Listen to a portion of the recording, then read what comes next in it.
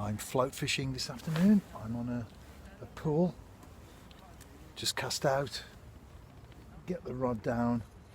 I've already put some brown crumb and a few maggots out there, and I stress that because the water temperature is quite cold. It's a cold day overall. We're in a cold spell, so it's no good putting too much feed out there. If you need to put some out during the session, you can, but you don't want to put too much out at the start. I had an unusual situation when I arrived.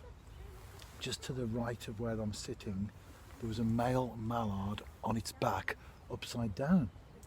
So I thought, doesn't look in such a good state. I went down, it wasn't trapped, didn't look like it had been shot or anything like that. I put it the other way around and put it on the water, and away it went. I would have filmed it, but I didn't really want to film a dying bird. And then a second unusual situation today is that this morning in the village I went to the charity shop with my wife. I was looking for records. They have some good records in there, and while I was mooching through the singles, on the table next to me I knocked a vase which toppled into another vase, like a set of dominoes going over, and then that went into a teapot or a jug of some description. It turned around a number of times, wobbled, made its way to the edge of the table, went over and crashed. So a couple of not run-of-the-mill situations for me today. The mallard and the pot. Let's hope I can get back on track and catch some fish and do something right. I am a little bit clumsy, I must admit. Naturally it will be quite a slow session with the water temperature being rock bottom, but roach, one of those species that you can target even in the winter, even when other fish are a no-no, like tench or rudd, for example. Roach will still feed, and I have been getting a few little twitches on the float, so I know there's been fish out there.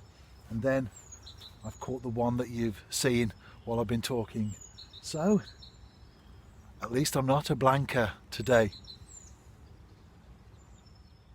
I will list the tackle that I'm fishing with in more detail in the written blog that the video goes with, but for now there's the small reel. It's a designated Gray's Prodigy float rod. I'm not going to be able to manoeuvre down enough to see the float. It's a small waggler, got 4 pound on the reel, 3.5 pound from the float downwards, and this is the important bit really. It's a size 18 Drennan Super Specialist, and there's quite a section of line without any shot because there's still vegetation and weed in the pool, and what I'm doing is allowing that to drop as natural as possible. And if I had shot too close to it, or the further the shot was down the line, the more it would take it into the weed.